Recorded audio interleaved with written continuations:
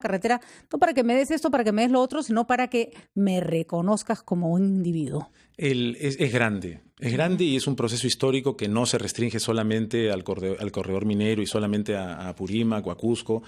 No, en nuestra historia, nuestro Estado ha permanecido ausente de un montón de lugares y también en lugares donde se genera riqueza para todo el país, pero no necesariamente para la zona de donde sale la riqueza. Hemos tenido instrumentos, tenemos el canon, tenemos la regalía, se han hecho esfuerzos, hay mucho descontento a veces en las comunidades con los alcaldes distritales, las comunidades muchas veces están en lugares alejados, no significan lo que podría llamarse bolsones electorales importantes para las autoridades que dependen de votos. Cuando hablamos del Estado, de un Estado que se olvida, no es solamente el Ejecutivo, por supuesto, no es solamente el Estado central. Pero tenemos que seguir trabajando en la misma dirección. He tenido reuniones recientemente con representantes de 4 cuencas, antes de 5 cuencas. Hablamos incluso de Poder Judicial, por poner un ejemplo. Y el discurso y de las autoridades locales. Y el discurso es igual. Ahora, en ese punto de las autoridades locales, vemos ministerios, gente hiper entrenada que no logra ejecutar presupuestos. Ya no solo hablamos de corrupción, hablamos de capacidades y con esto no hay que ningunear a nadie. En el gobierno central y en gobiernos, ni exonerar tampoco personas de culpas, ¿no? especializadas son incapaces de ejecutar sus presupuestos. ¿Cómo hacemos con estas comunidades que nunca en su vida han manejado tales cantidades de dinero y que hoy o entran en corrupción o en el mal gasto? Vamos un ratito a una pausa y Muy bien. Nos contesta, son las 8:59, titulares de la hora, y retomamos nuestra entrevista con el primer ministro Salvador del Solar.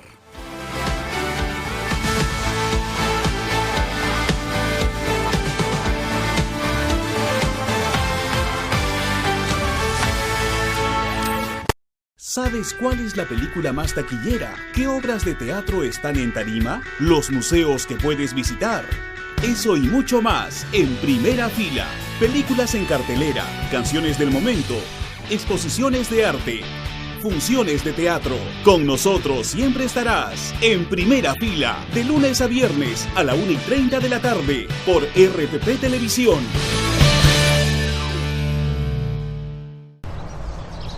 Radio Oxígeno.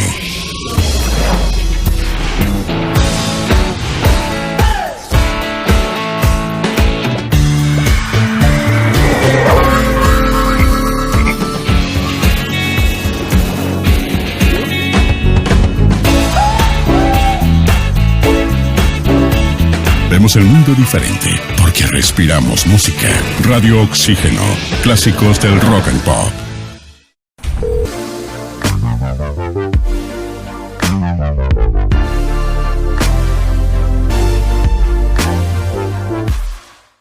Hola, ¿qué tal amigos? Soy Cecilia Barraza y les recomendaría ese libro que a mí me encanta.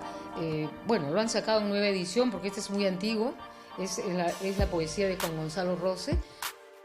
Y ahora, Maricel. La vida pasa sin que ningún instante nos traiga la alegría. Ha debido morirse con nosotros el tiempo, o has debido quererme como yo te quería. Lindo, para mí lindo. La musicalización de Víctor Merino, de estos hermosos, algunos de los poemas de Juan Gonzalo Rosa.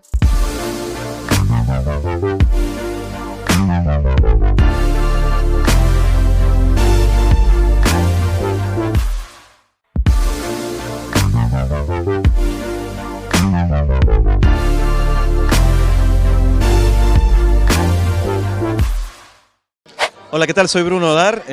Uno de los libros favoritos que tengo, que habla de neurociencia y sobre todo para gente que quiere entender esta gran ciencia que es nueva, se llama Ágilmente, de Stanislav Baraj.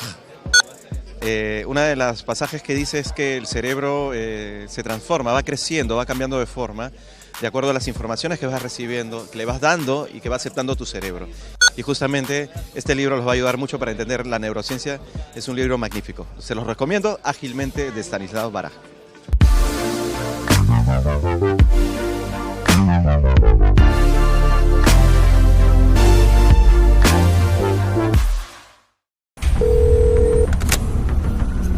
Tres sujetos armados nos están asaltando.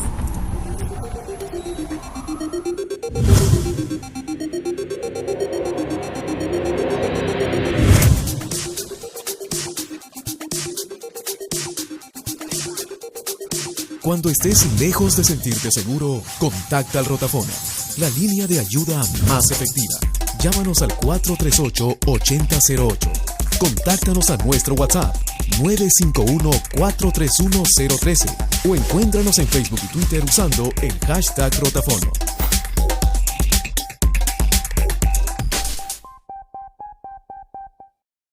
¿Sabes cuál es la película más taquillera? ¿Qué obras de teatro están en tarima? ¿Los museos que puedes visitar? Eso y mucho más en Primera Fila. Películas en cartelera, canciones del momento, exposiciones de arte, funciones de teatro. Con nosotros siempre estarás en Primera Fila, de lunes a viernes a la 1:30 de la tarde por RPP Televisión.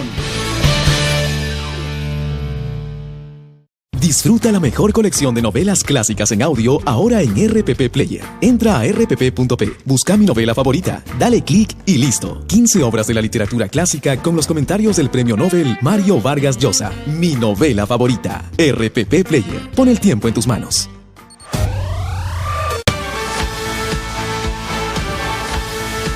Son las 9:04 de la mañana, estamos entrevistando al primer ministro Salvador del Solar. Hemos previsto hablar primero sobre el tema de las Bambas para luego pasar a temas judiciales y temas políticos, pero había quedado planteada una pregunta formulada por Patricia del Río. Así es, ¿qué hacemos con las...? Hay una... Efectivamente, ahí no un adelanto de canon, creo que ahí hay que especificar, sino es un tema de regalías, el canon todavía no se ha repartido, las regalías las reparten las empresas, el canon lo reparte el Estado, pero hay una cantidad importante de dinero que ya está circulando. No se trata de dar más dinero si no hay capacidad de gasto. Más allá de la corrupción, hay también ineficiencia en el gasto. Se tendría que recentralizar el gasto en regiones muy pobres que están recibiendo cantidad importante de recursos. ¿Cuál es la alternativa? Yo creo que la alternativa es encontrar un mecanismo que compense el principal déficit del proceso de regionalización. Lo conversábamos hace un momento, la regionalización ha transferido recursos y ha transferido competencias, pero no ha transferido en la misma medida capacidades humanas, equipos técnicos capaces de ejecutar. La ejecución pública es complicada incluso para el gobierno central, y hacemos los esfuerzos. ¿Qué podemos hacer? Trabajar en un plan que sin recentralizar permita un acompañamiento a las autoridades regionales, provinciales, distritales, para que puedan tener una mejor ejecución o un mejor acompañamiento en, por ejemplo, el desarrollo de perfiles, proyectos, expedientes, seguimiento. Se habló en algún momento, no sé si ya existe, de hacer una suerte de lista de, nadie puede gastar en nada si no ha resuelto en su comunidad temas de agua, salud, la escuela, por poner algunos ejemplos, ¿no? Es decir, una suerte de lista de prioridades, que no arranquemos por las piscinas o por la torre municipal, que está muy bien que se hagan, si es que ya resolviste los problemas anteriores. ¿Eso existe en este momento? Lo que existe es un mecanismo de tratar de hacer funcionar mejor la regionalización, que lo hemos llamado los GORES ejecutivos. Sí. Y ya hemos anunciado en el BRAEM, estamos tratando de mejorar esa buena idea que creemos ha demostrado ya algunas limitaciones, porque vienen todos los gobiernos regionales al mismo tiempo y se reúnen con cada uno de los sectores por separado. Ahora estamos trabajando una aproximación que aterrice más en el territorio, tratando de dividir todo nuestro territorio en 4 grandes mancomunidades regionales o macroregiones que van a trabajar primero en sus regiones, entre ellas con los alcaldes provinciales, con el acompañamiento de ese plan, para que ya haya un componente de planeamiento de sus prioridades estratégicas de desarrollo, y luego vengan, pero ya no a reunirse sector por sector, sino a reunirse con el gabinete en pleno, para que entre todos veamos dónde hay duplicidad de funciones, dónde hay un tema que quedó libre. Pero tendría que ser vinculante lo de ese plan, porque si, como lo es en otros países del mundo, es decir, tú haces primero tal cosa, porque si no, queda como un lindo pegado en la pared y después voltean y cada región hace lo que le parece, ¿no? Confiamos en que este mecanismo nos va a llevar, en lugar de tener pedidos que van, lo he dicho algunas veces, desde una represa hasta la puerta de un aula, a los pedidos prioritarios de desarrollo, y donde las propias regiones tienen que conversar con sus vecinas para apuntar a un desarrollo. ¿Cuál va a ser la propuesta que finalmente van a llevar ustedes? Porque sí, complicado, ¿no? La disyuntiva está de recentralizar, usted apuesta más bien por el desafío a transmitir o a transferir capacidades.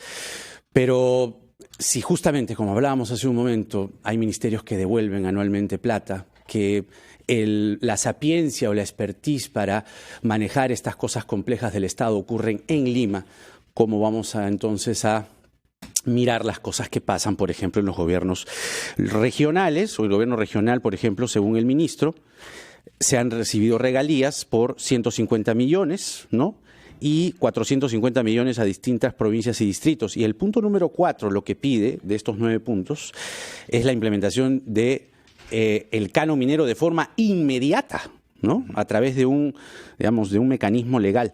Y quieren que se implemente este año y no en el 2021. ¿Cómo les explica a ustedes, esta situación y cómo les dice que ya se ha recibido plata, que son regalías y que el canon recién viene en el 2021? Lo que ocurre es que es distinto, ¿no? Las regalías se reciben en la medida que la empresa pueda vender su producción. Vende su producción y parte de esa venta va a la región, a las provincias y a los distritos. Claro, si les bloqueas la vía, evidentemente no va a haber producción. El canon viene cuando hay un impuesto a la renta, hay un porcentaje de ese impuesto a la renta que se reparte. Entonces necesitamos, como en todo, los 9 puntos son una expresión de deseo. Nosotros quisiéramos que las cosas sean así, nos dice la provincia en general, incluyendo a sus comunidades. Y nosotros tenemos que decirles, esto es algo donde podemos hacer algo por ustedes. Podemos encontrar una fórmula. Aquí, por ejemplo, en el tema de justicia, es un tema del Poder Judicial. Nosotros, desde el Ministerio de Justicia, podemos orientarlos, podemos apoyarlos, podemos darles defensa pública.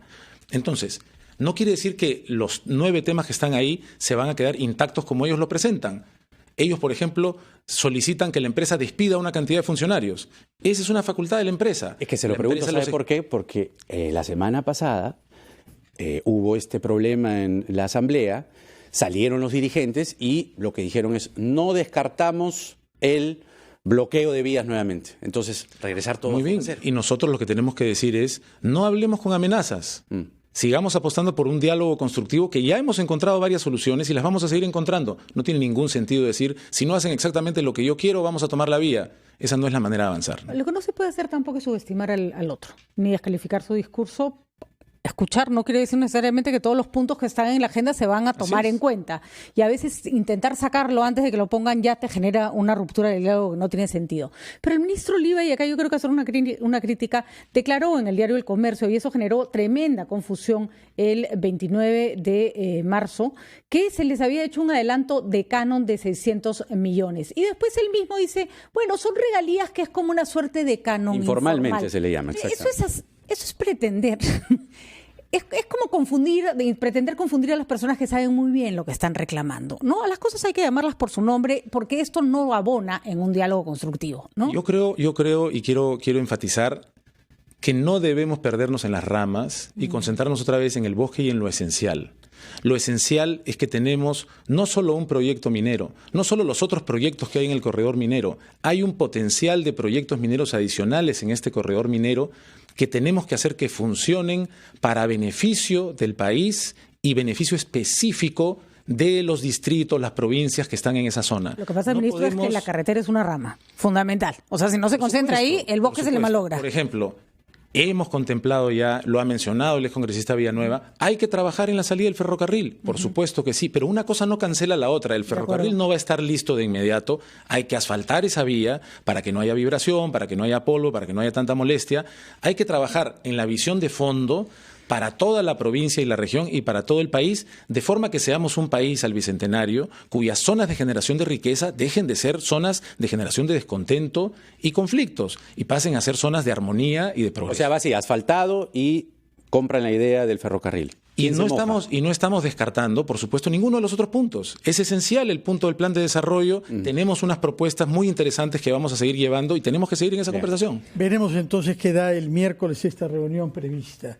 Otros temas que teníamos con usted es la situación judicial. Ha habido un pronunciamiento del presidente de la República ayer lamentando que lo que debe ser algo excepcional como una prisión preventiva se haya vuelto un recurso sistemático. También el presidente del Tribunal Constitucional, el señor Blume, ha hecho referencia a esto. Su punto de vista, por favor, sobre la práctica judicial en el Perú. Entiendo que el defensor del pueblo también ha hecho un pronunciamiento en el mismo sentido y yo creo que hemos pasado por días excepcionalmente conmocionantes. Lo que ha ocurrido la semana pasada es algo que no ocurre de manera frecuente, es un golpe emocional tremendo para cualquier país, muy en especial para los familiares cercanos al expresidente García, así como para los militantes de su partido.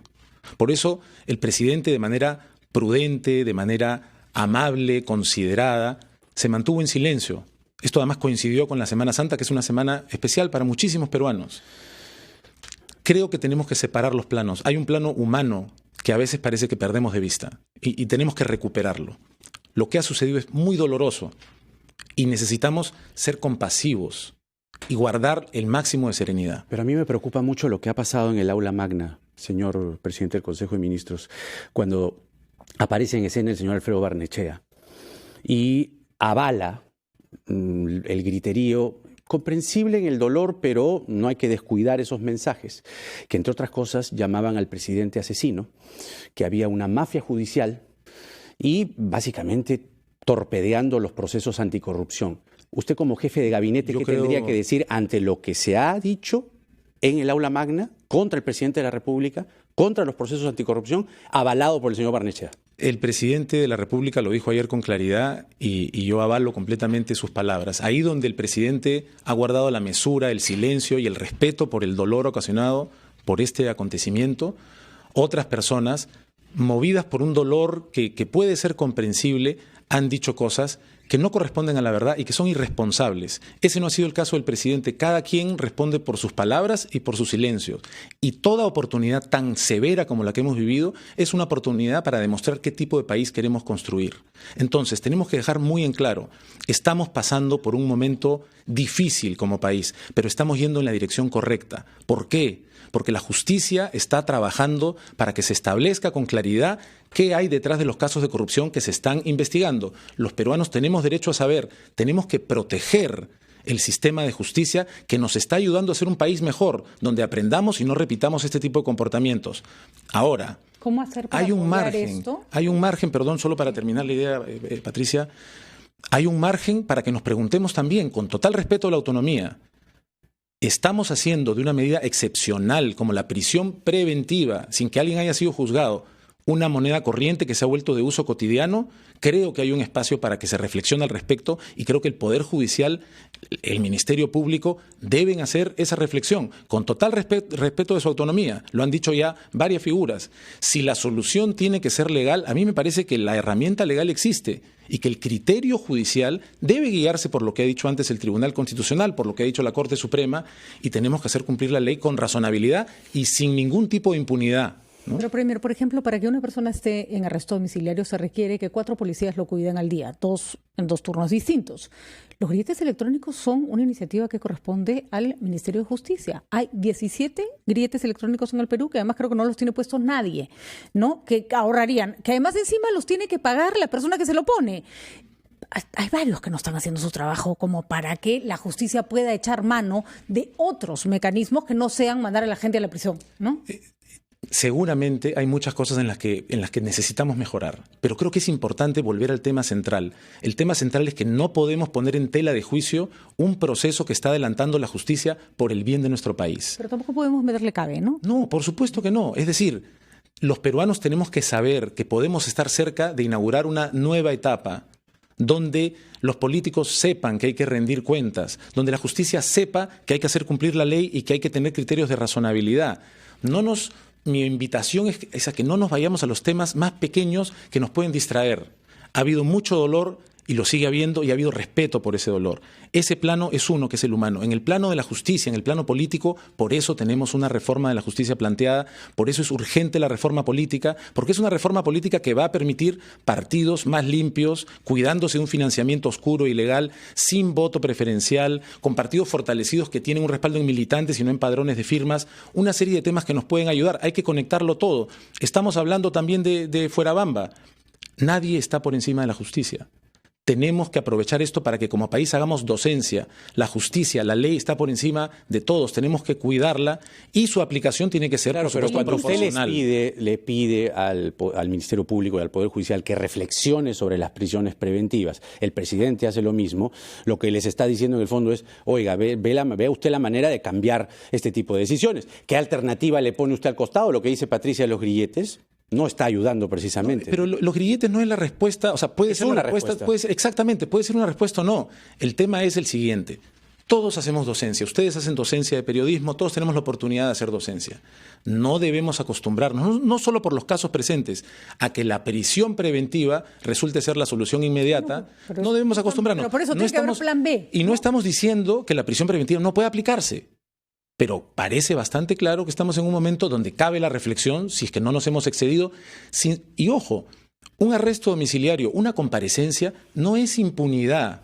La justicia sigue trabajando. Lo que pasa es que importante decirlo. En ese caso también hay que reconocer que los jueces y fiscales se les presiona cuando se les escapan las personas. Entonces tiene que haber alternativas para que puedan tomar decisiones que a ellos los hacen sentir seguros. Finalmente, el apoyo del presidente de la lucha anticorrupción, que era un apoyo importante porque un apoyo institucional, al final le ha valido que griten Vizcarra asesino en el velorio de Alan García. Hay que decirlo con claridad. No es que el presidente haya hecho nada, no se puede culpar a nadie de la decisión del señor García, la justicia estaba haciendo su trabajo, pero se habla de una intromisión del presidente Vizcarra. ¿Cuál es la respuesta a esta reacción visceral? No la hay en absoluto. Solamente por respeto al dolor que comprendemos que han vivido quienes fueron cercanos al expresidente García, el presidente ha tomado la decisión de mantenerse educada y respetuosamente en silencio.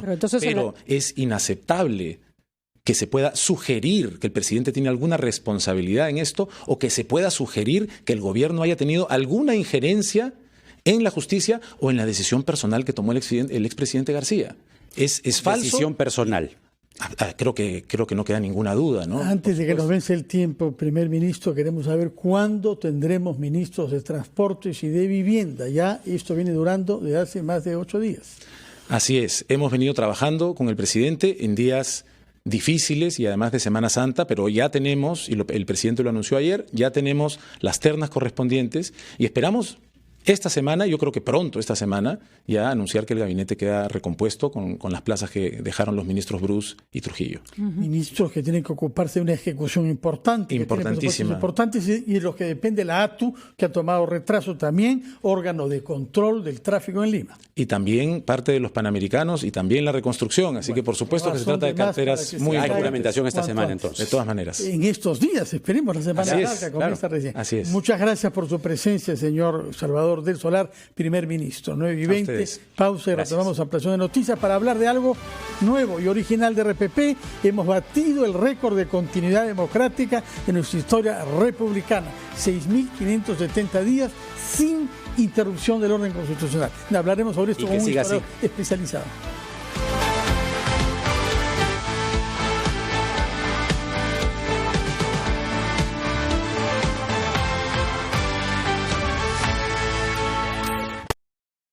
A pedido del público, ampliamos hasta el 5 de mayo la exposición participativa e interactiva que te introduce a la obra magistral de Quino, El Mundo según Mafalda. Descubre esta muestra cultural que está sorprendiendo a miles de personas. Visítanos en la puerta 7 del Jockey Plaza. Compra ya tus entradas en Teleticket de Won y Metro y en boletería del evento desde 17 soles. Organiza Nardos Producciones. Si vas a solicitar un préstamo, lo importante es que lo hagas en instituciones del sistema financiero formal. Estas instituciones te dan la garantía que tú necesitas. Tengamos mucho cuidado con los prestamistas informales, con esas personas que te están ofreciendo el dinero inmediato, pero con altas tasas de interés y con otros riesgos asociados que al final nos pueden traer muchos problemas. Para conseguir una mejor tasa de interés es muy importante que identifiques los productos que tienes. Por ejemplo, la tarjeta de crédito, tu cuenta de ahorros o tu cuenta sueldo. Si tienes los 3 productos en una sola institución, vas a poder conseguir unas tasas más bajas y un interés que más te convenga. Si no los tienes, pues estás a tiempo para poder unificarlos y poder conseguir ese préstamo que tanto quieres.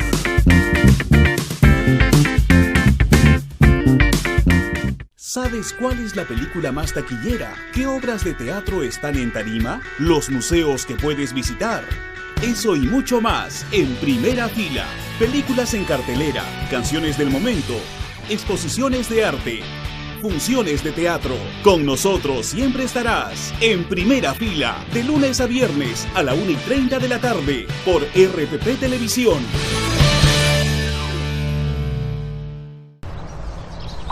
Radio Oxígeno.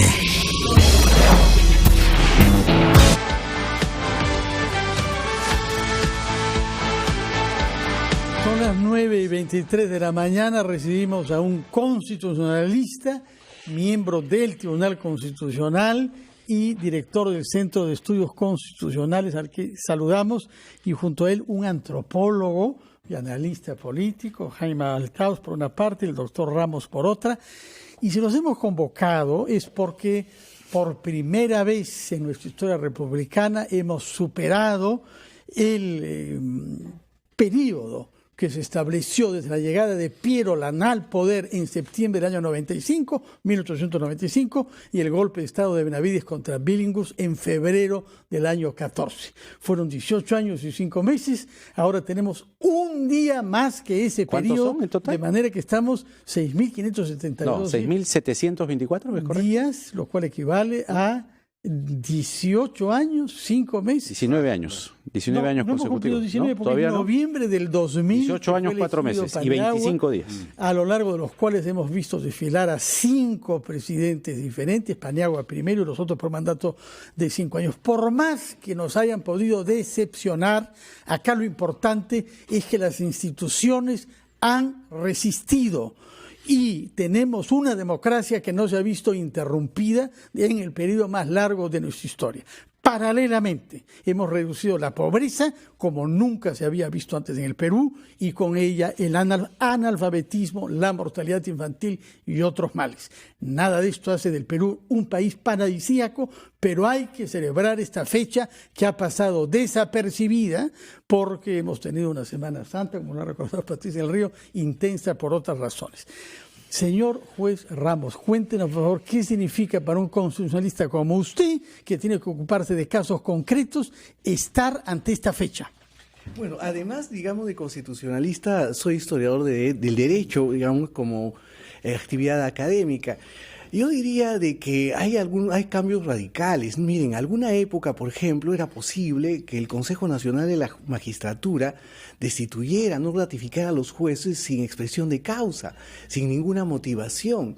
Entonces, uno de los grandes logros, digamos, de este Estado de Derecho, de este nuevo esquema constitucional, diría, es la obligatoriedad que tienen todos los jueces, sean aquellos que tienen jurisdicción administrativa o judicial, de motivar las decisiones judiciales, ¿no? Claro, y eso es un asunto a mi juicio importante. Creo que hay organismos como el Tribunal Constitucional que han jugado un papel importante en este nivel, pero también esto tiene que ver con nuestra conexión cada vez más próxima con un sistema interamericano, ¿no?, de justicia, que también yo creo que a través de un control adecuado ha facilitado la modernización de nuestro sistema de justicia, digamos, y el cumplimiento de las garantías constitucionales. Jaime, tú has escrito sobre la democracia en el Perú. Eres un crítico severo del populismo y del autoritarismo. ¿Qué cosa explica que hayamos sobrevivido a todos los males que hemos visto durante los últimos 18 años y 5 meses? Bueno, yo creo que ha tenido mucho que ver la estabilidad económica que el país conquistó desde, digamos, comienzos de los 90, ¿no?, con el cambio de modelo económico y con la nueva Constitución de 1993. Eso ha establecido un contexto de crecimiento económico que hace que, bueno, no se dé la principal causa de una interrupción democrática, que normalmente suelen ser las crisis económicas muy fuertes o los enfrentamientos entre legislativo y ejecutivo. De eso hemos tenido, sin embargo, uno que derivó en la salida de Pedro Pablo Kuczynski, que no es una interrupción democrática, pero sí la interrupción de un mandato presidencial. Ahora, hay que decir, sin embargo, que el crecimiento económico que hemos tenido no ha venido acompañado de un crecimiento o un desarrollo institucional correlativo, ¿no? Más bien hemos tenido un proceso de debilitamiento institucional en algunos temas. Por ejemplo, en los 60 y en los 80 teníamos una suerte de sistema de partidos. Ese sistema de partidos se vino abajo a partir de la última etapa del primer gobierno de Alan García, con la hiperinflación, el avance de Sendero. Luego el propio Fujimori fue un subproducto de ese derribamiento del sistema de partidos. Y Fujimori los persigue también, ¿no? Y persigue candidatos y los sigue a través del servicio de inteligencia, en fin. Claro. O sea, trata de desprestigiar a los partidos, pero yo quería... Pero, digamos, a lo que yo iba es que el mandato de los partidos políticos, del sector de los partidos de las fuerzas democráticas que restablecen la democracia a partir del año 2001, era, reconstruir un sistema institucional, una democracia institucionalizada fuerte, eficiente, funcional, y eso no se hizo. Entonces no se ha reconstruido un sistema de partidos, quizás recién ahora con la reforma política se puede hacer. No se hizo la reforma judicial o el sistema judicial que se debió hacer que se intentó hacer con Toledo, con la Serie Jus, y no se hizo. En fin, todo el desarrollo institucional quedó, lo que sí se hizo fue un proceso de descentralización muy, en realidad, mal hecho, en buena cuenta, que ha empeorado la situación. Ahora, pero yo quería ahondar un poco en lo que decías respecto al modelo económico, ¿no? Que el modelo económico ha sido transversal en cuanto a esta suerte de mantenimiento de la democracia. Sin embargo, en elecciones, si uno se pone a pensar 2006, 2011, hasta la del 2016, siempre el modelo económico parecía ser decisivo. De hecho, García gana el 2006 porque se incorpora, se coloca en un modelo económico que es el que, básicamente, sí, no hay que negarlo, ha ofrecido cifras de crecimiento importantes. Sin embargo, tanta discusión sobre el modelo económico en elecciones nos va a terminar en algún momento enfrentando como ya nos hemos enfrentado. ¿Qué tiene que hacer el modelo económico para, no sé si reinventarse, pero por lo menos evolucionar? Es decir, hay algo que siempre nos pone frente a frente que dice del modelo económico que debe superarse a sí mismo. Lo que ha fallado... Jaime, tenemos que hacer una pausa, si me permite, respetar nuestro propio modelo acá en RPP, y contestas a Jaime Chincha después. Se cayó la reinvención del modelo. El modelo Carvajal.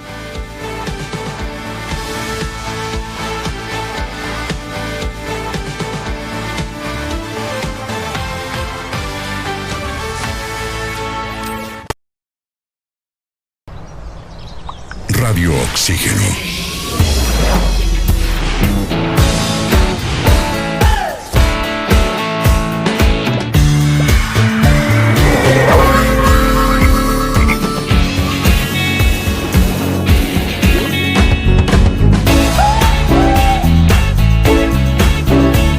Vemos el mundo diferente porque respiramos música. Radio Oxígeno. Clásicos del rock and pop. Nos están asaltando.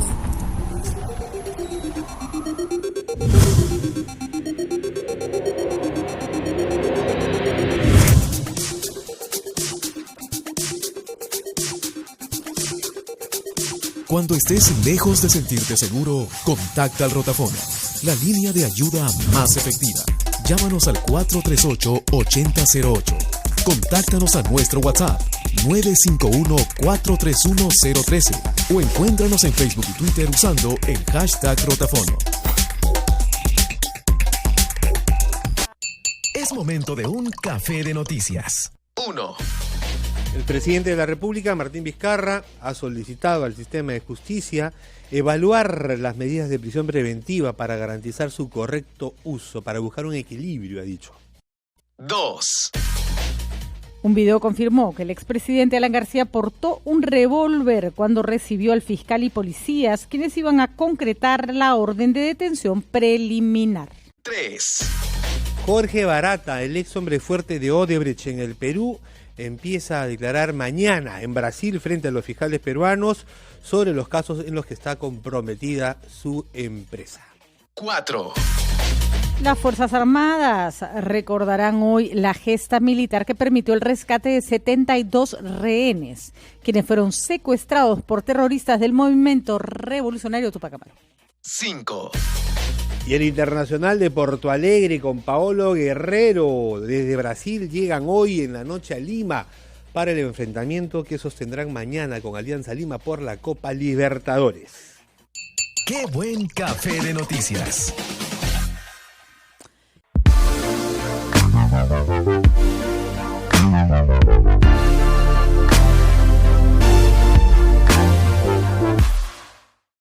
Hola, ¿cómo están? Mi nombre es Joaquín Dorbegoso y mi libro favorito, en verdad tengo varios, pero el primero que siempre me salta a la mente es uno que se llama Mr. Vértigo de Paul Auster, que trata de la relación de un profesor con un alumno, que es un profesor que encuentra a un niño en la calle, que es literalmente un hijo de P, y él le dice, el profesor le dice, si tú vienes conmigo, yo te voy a hacer volar.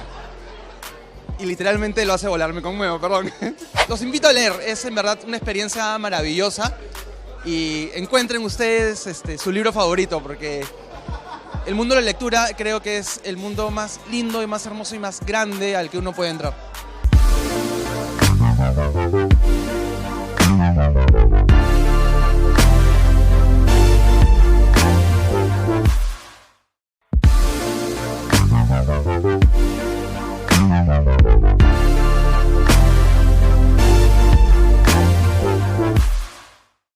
Hola, ¿qué tal? Soy Bruno Dar. Uno de los libros favoritos que tengo, que habla de neurociencia y sobre todo para gente que quiere entender esta gran ciencia que es nueva, se llama Ágilmente, de Stanislav Baraj. Una de las pasajes que dice es que el cerebro se transforma, va creciendo, va cambiando de forma de acuerdo a las informaciones que vas recibiendo, que le vas dando y que va aceptando tu cerebro. Y justamente este libro los va a ayudar mucho para entender la neurociencia. Es un libro magnífico. Se los recomiendo, Ágilmente, de Stanislav Baraj.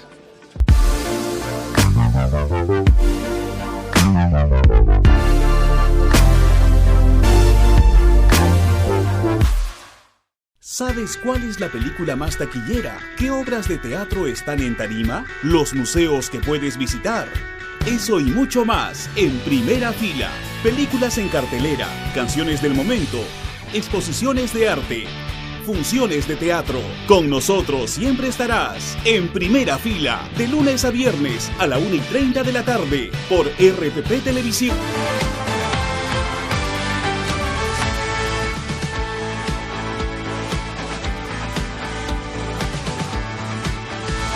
Son las 9:35. El día de ayer hemos batido el récord histórico de continuidad democrática en nuestra república. 6.724 días seguidos, superando el periodo más largo que teníamos entre Pierola, López de Romaña, Candamo, Pardo I, Leguía I, Billinghurst elegido y golpe de Benavides del año 14.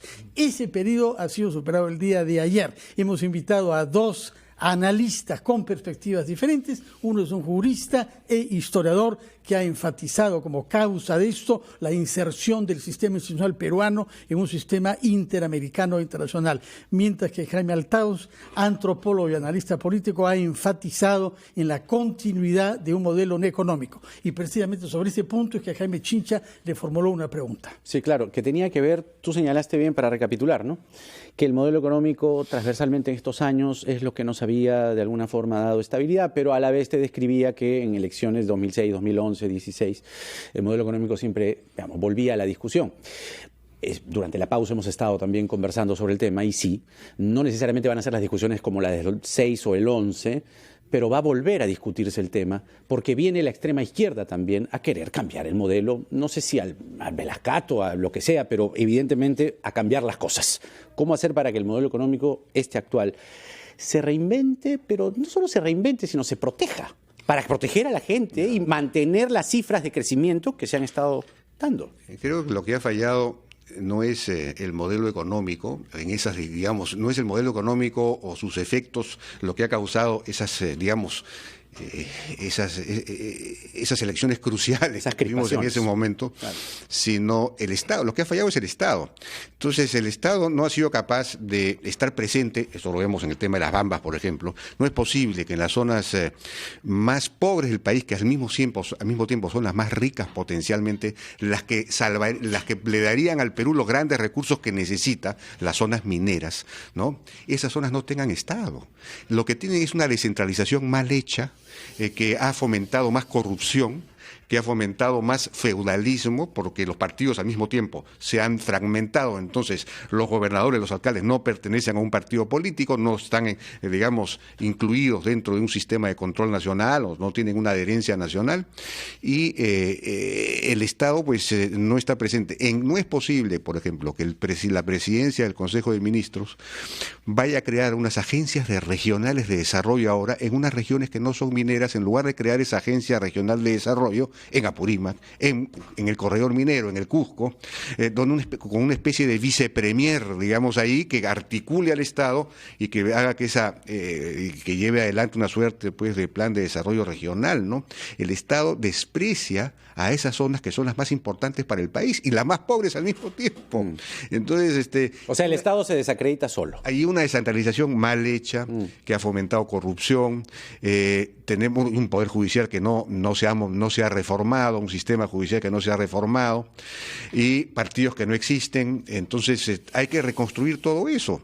Esa es la causa por la cual el modelo hace lo que puede, el modelo económico, pero si las demás patas de la mesa no funcionan o no existen, se cae la mesa. Vamos a ver una otra pata de la mesa que es propiamente la cultura jurídica con el doctor Ramos Núñez. Ustedes han publicado un libro de Manuel Atanasio Fuentes que antes de la guerra con Chile daba cuenta ya de las sucesivas constituciones diciendo que el derecho constitucional en el Perú forma parte de la ciencia ficción.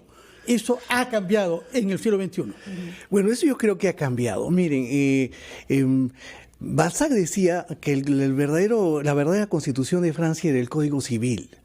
Entonces, en una época las constituciones simplemente servían para fijar cuál era el sistema político, ¿no? Si un sistema era una monarquía constitucional, era una república, si se adoptaba un sistema presidencialista o parlamentario, si se adoptaba un sistema bicameral o unicameral. Bueno, pero en realidad los derechos que estaban garantizados ahí, que en realidad estaban inspirados en una visión justnaturalista que se daban por sentados, no necesitaban de un reconocimiento explícito, eran de carácter programático, es decir, podían cumplirse o no. Eran disposiciones puramente líricas. Recuerdo, por ejemplo, la Constitución del año 79, que tenía un largo elenco de derechos constitucionales y que incluso en las clases causaban risa, porque en realidad eran de difícil realización. Creo que en nuestros días, sumado también es cierto con lo que dije Jaime, es decir, al crecimiento económico, es posible hablar de disposiciones constitucionales que se cumplen. Quizás no inmediatamente, pero hay toda una cultura constitucional y jurídica en general que hace que los derechos adquieran eficacia, es decir, adquieran materialidad, ¿no? Es decir, y creo, claro, esto ocurre en la medida que haya posibilidades, ¿no es cierto?, en la medida que existan medios. Sigue siendo, yo creo, todavía, digamos, todavía una dimensión utópica en el constitucionalismo, pero se trata de una utopía tras la cual tenemos que ir, ¿no? Ojalá que pero sobre la cual no se puede, alguna vez he escuchado a un congresista acá diciendo, yo no le voy a mentir a la población porque no le voy a prometer derechos que no le puedo cumplir. El derecho no se promete, se aspira a cumplírselo a toda la población, por ejemplo, el derecho a la salud o el derecho a la educación, claro. y eso te permite vivir como democracia. Naturalmente, ¿no? Y con dignidad. Antes no era así. Antes era, perdón, el derecho existe para mí y para ti te aguantas, ¿no? Claro. Muchas gracias por su presencia, doctor Carlos Ramos Núñez y Jaime Altao, sea el modelo económico, sea la nueva cultura jurídica que se habría enraizado, o real, o sea la buena suerte.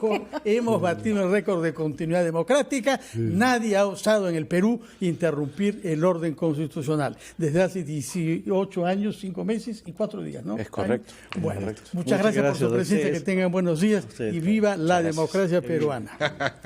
Hacemos una pausa y hablaremos sobre cosas más puntuales y concretas con nuestro colega Víctor Reyes, que se halla en Brasil para asistir a las diligencias fiscales.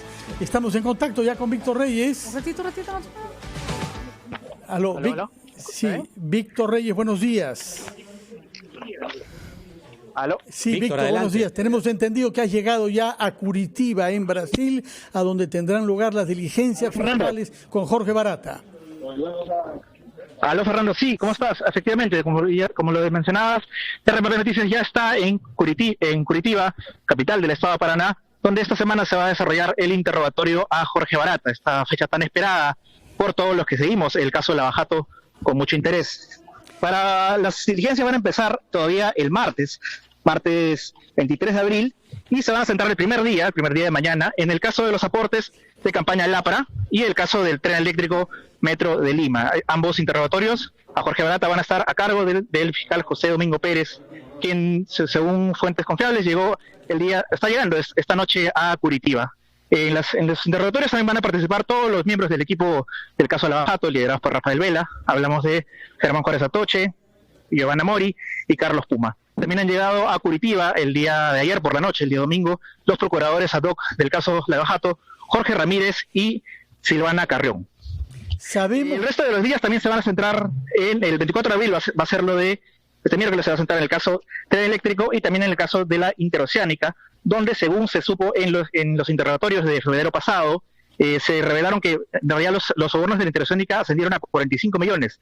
Así que los fiscales el fiscal José Domingo Pérez le va a preguntar a Jorge Barata a dónde se asignaron esos montos extras que no se conocían previamente. El jueves 25 los interrogatorios se van a centrar en el caso, van a ser llevados a cabo por el fiscal Jaromón Jares Atoche, y se van a centrar en el caso de la vía de evitamiento Cusco, el Club de la Construcción, el caso de los arbitrajes y el caso Alfa Consum. El día viernes, finalmente, el último día del interrogatorio, estará a cargo del fiscal Carlos Puma Quispe y se centrará en los casos vinculados a Susana Villarán.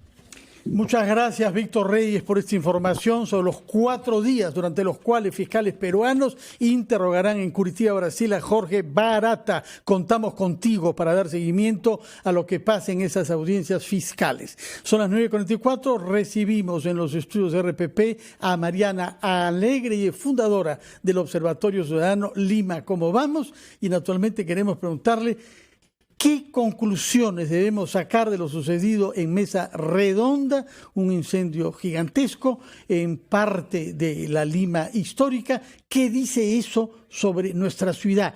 ¿Cómo hemos llegado a eso? Que se repite en buena cuenta un incendio en un lugar que ya había conocido una tragedia gigantesca hace unos años. Vamos primero a una pausa y luego escucharemos a Mariana Alegre de Lima. ¿Cómo vamos?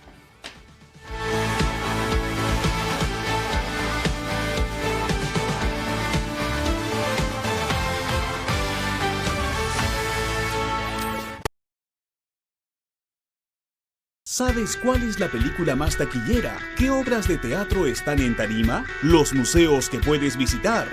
Eso y mucho más en Primera Fila. Películas en cartelera, canciones del momento, exposiciones de arte, funciones de teatro. Con nosotros siempre estarás en Primera Fila, de lunes a viernes a la 1:30 de la tarde por RPP Televisión. La economía del Perú crece año tras año, pero ese crecimiento no alcanza a todos los peruanos. ¿Cómo se preparan nuestros niños para el futuro? Los servicios digitales deben mejorar la productividad del país. Podemos lograr una economía con servicios y empresas sostenibles. En el 2018 discutimos temas importantes y avanzamos hacia el país que todos soñamos. Segundo Foro Integración al Bicentenario, organizado por RPP con el compromiso de Movistar.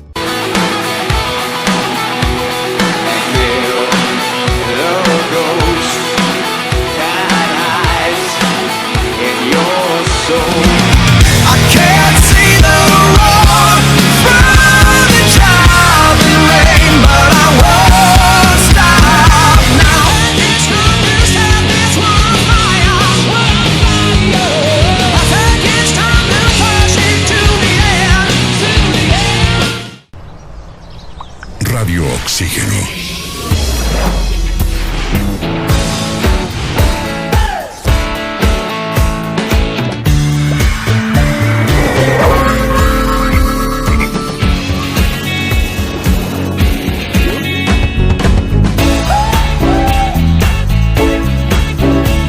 Vemos el mundo diferente porque respiramos música. Radio Oxígeno. Clásicos del rock and pop.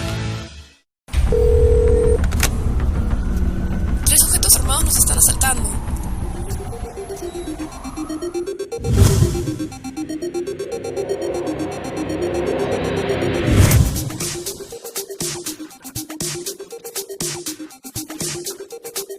Cuando estés lejos de sentirte seguro, contacta al Rotafono, la línea de ayuda más efectiva.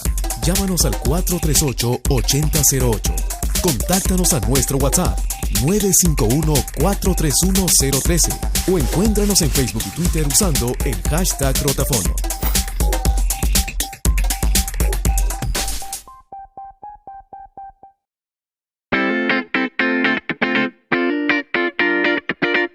Si estás pensando en solicitar un crédito hipotecario, primero tienes que evaluar tu capacidad de pago. Y al evaluar la capacidad de pago, me refiero a cuánto es lo que de tu sueldo vas a destinar para el pago de créditos.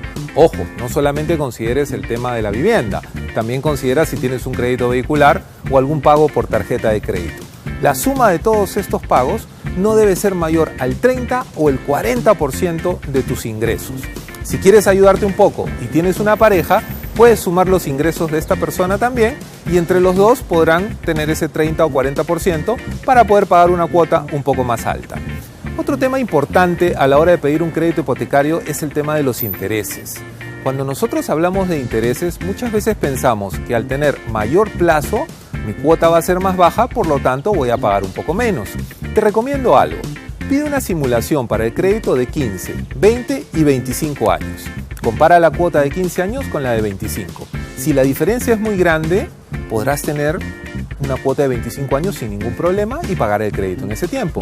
Pero si tú ves que la diferencia es corta, ¿no es mejor tener un crédito solo por 15 años y no estar endeudado durante 10 años más? Espero te sirvan estas recomendaciones.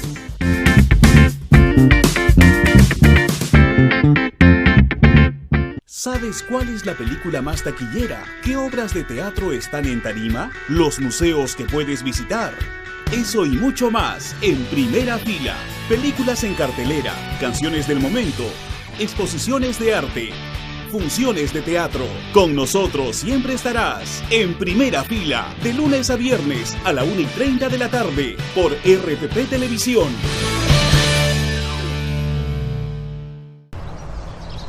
Radio Oxígeno.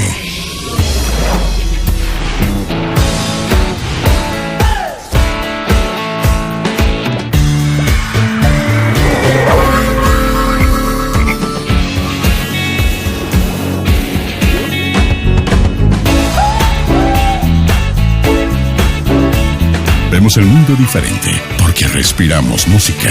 Radio Oxígeno. Clásicos del rock. Recibimos en los estudios de RPP a Mariana Alegre, directora y fundadora del Observatorio Lima Como Vamos, a la que le habíamos preguntado qué nos dice sobre la mala gestión de la ciudad, el que se haya podido producir otra vez un incendio en Mesa Redonda. Bueno, primero, buenos días. Buenos días, Mariana. Sí, es ciertamente como temas distintos dentro de una semana tan compleja como la que hemos tenido, pero no por eso menos dolorosos.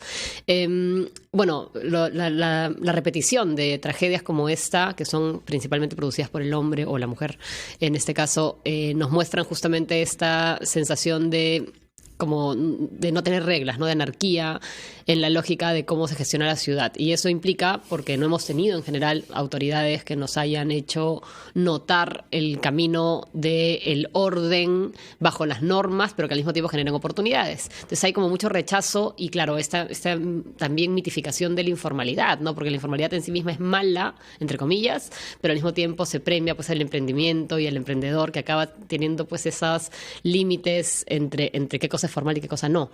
Y yo creo que ahí es donde justamente ocurren esos desencuentros, porque claro, la ciudad como tal es el escenario para este progreso, pero al mismo tiempo se hace violando normativas, reglas, defensa civil y otros, ¿no? Ahora, no hay normas, es lo que dices, claro, y hay una informalidad campeante.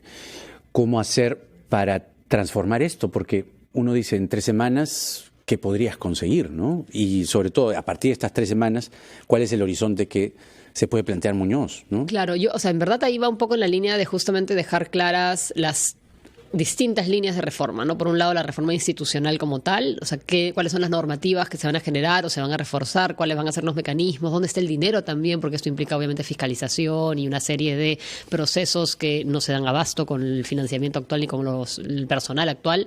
Y a la par de eso tienes el lado de justamente los comerciantes y del ciudadano común y corriente, ¿no? Donde es el mismo ciudadano el que finalmente es el cliente de ese espacio que está de pronto mal tenido y descuidado.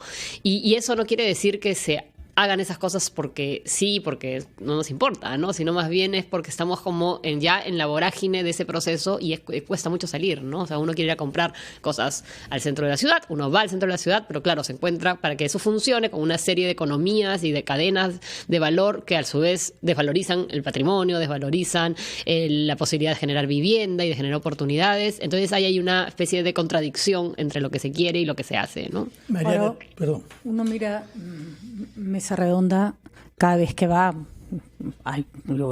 no con cierta frecuencia, pero un par o 3 veces al año casi por necesidad. Y uno siente, ¿y esto quién lo arregla? ¿No? Es como una suerte de monstruo que ha ido creciendo, y no me refiero solo a Mesa Redonda, ¿no? Muchas zonas de la ciudad que se han ido desarrollando de esta forma tan espontánea, informal. ¿Cuál es? Supongo que no será pues la única ciudad del mundo que ha tenido que pasar por un proceso de transformación en el que tienes que frenar la manera desordenada de crecimiento. ¿Algún ejemplo, Mariana? ¿Cómo se hace? Sí, bueno, implica justamente eso, ¿no? Una replanificación, y eso implica también una pausa que no nos queremos dar, porque sentimos que si no se avanzan, las cosas siguen por un lado, y por otro lado no hay la velocidad desde lo institucional para sacar adelante procesos o protocolos que puedan ponerse en marcha. Pero sin embargo, considerando una serie de modelos urbanos, o sea, no podemos divorciar esto de la idea justamente de la planificación urbana como tal. Y ahí es donde recaen el resto de criterios, ¿no? Desde la promoción económica para temas de empleo, o la atención a las jóvenes, o la vulnerabilidad de mujeres y niños. Todo eso está también dentro de la planificación urbana como tal. Y en tanto se entiende planificación urbana como la idea de solamente colocar edificios y por ahí una que otra norma sobre zonificación, estamos pues totalmente equivocados. Tenemos que entender la ciudad como un todo. Sí. Ahora, sobre normas, algo que he escuchado decir a los jefes de los bomberos, que hay normas que les impiden entrar cuando sospechan que se están depositando ahí material inflamable y otras cosas prohibidas, y que los usuarios de esas viviendas dicen: no hay mandato judicial, usted no puede entrar acá. Y esto es mi domicilio. Y es domicilio porque han puesto han puesto una cama junto al almacén. De manera que hay, por una parte, falta de normas, pero por otra parte hay un exceso de juridismo. Sí, y en realidad ahí es donde hay que encontrar esos mecanismos que permitan tener esa flexibilidad para poder prevenir, ¿no? Porque, claro, tenemos por un lado, tenemos los problemas en dos espacios. Por un lado, en el espacio de lo más formal y de la gran corporación, que también puede tener algunos de estos problemas, pero sobre todo en el espacio más informal y más simple, donde justamente las normativas están saltando porque no son convenientes, porque les cuestan caro, y una serie de argumentos que se entienden bajo la lógica justamente de la precariedad, pero que no deberían ser justificados en ningún caso, ¿no? Porque finalmente lo que pierdes es la vida, y en el caso concreto de este incendio, la inversión de mucha gente, ¿no? Muchas gracias por tu presencia y tus explicaciones, y por los estudios serenos que haces a lo largo del año para tener informes anuales sobre Lima y Callao. Nos despedimos enviando nuestro saludo a todos los activistas del medio ambiente en el Perú. Estamos conmemorando el Día Mundial de la Madre Tierra. Quédense en RPP, se quedan ahora con el chef Gastón Acurio, que tiene una receta, el aguadito de choros y conchas. Uy, qué rico para levantar el lunes. Buen provecho y buenos días. Buen día.